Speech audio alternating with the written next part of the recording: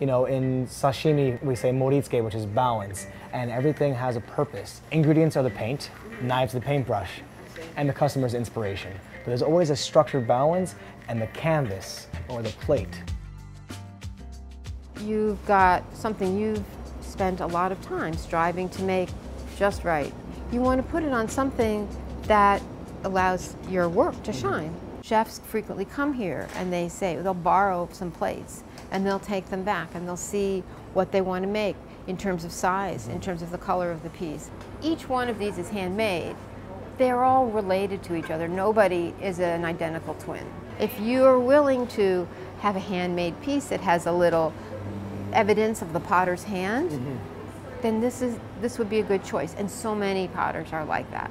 What we do for most of our work is make things out of slabs. It kind of looks like a giant pasta roller. And what we do is roll out sheets of clay, and the bowls are formed. We figured out which shapes, and we do it bit by bit by bit. So we start with a bigger bowl and then press it smaller and smaller until it can slide easily into the final mold.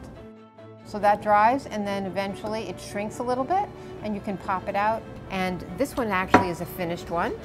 This is the step before finishing. So it's been in the kiln one time, it's got the glaze on it, and it's ready to go into the kiln the second time. This piece right by your hand has been made on the slab roller, formed, dry, and is ready to go in the kiln for the first time. And here's what the bowls look like now. You can see it's a different color. That's the gray clay. It's white.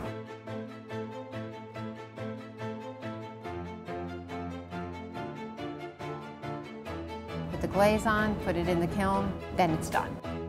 Who taught you how to make? Who taught me how to make it? Well, you know, it's funny when you're a small person, things make big impressions.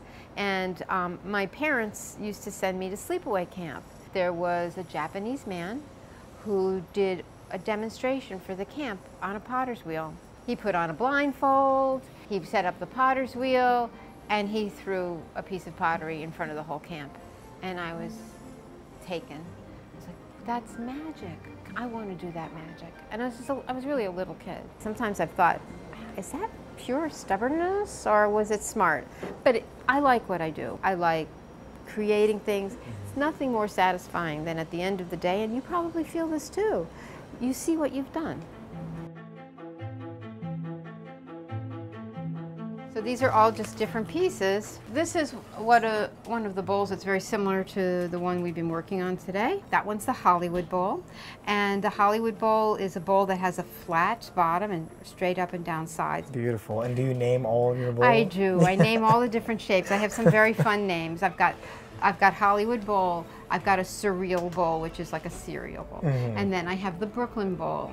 And Sally bowl for the character in Cabaret. Really? So I have some fun with my names. What do you think? Is that a bowl that you would use? Yeah, actually, right away I would just do something that would elevate the height. So I would do something that would come up to about here. So, because you kind of get drawn into it because it's a high lip. Right. For different cuisines, all different styles, but just already ideas. But every chef would have so many different ideas. Some would want two hands to slurp. Some would want something dramatic. Some would want just a little piece and let the bowl shine. Everyone has their own idea. It's their own canvas, but it's great. I love the texture of it. I love the finish of it. It's inside smooth, outside is nice and rough.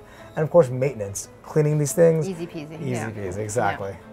Beautiful. Definitely. Within ceramics, there are many different types of clay. There's earthenware, stoneware, china clay, porcelain. Normally, clay comes from the bottom of a mountain or a riverbed, or it's dug from the earth, and depending on where you are.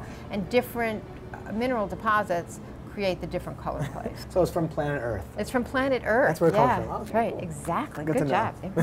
My #1 scary moment, of course, in the kitchen is breaking or dropping any kind of plate or glass. Does it happen often here?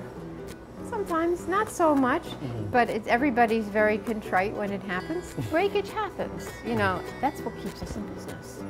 That's one way to look at it. Keeps us in business. I like that. That keeps us in business, yeah. Or puts us out if we break it, right?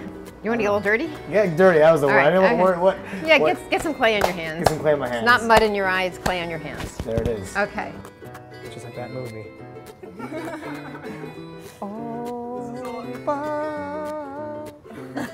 You know, right? Come on, you have to know in this business. Oh no, I messed it up. Oh no. Oh no, Maria, save me. No, tell me, help me. Come on, Maria, it's me and you. And she can't do anything anymore. Oh no! Hold on, I can fix it. Don't look, Maria, don't look, I can fix it. Stop laughing. I can start over. If you like that episode and you want to see more of Shokunin, click here. Created the first Sushi Chef Institute in America, a place for students to learn sushi without the grueling years of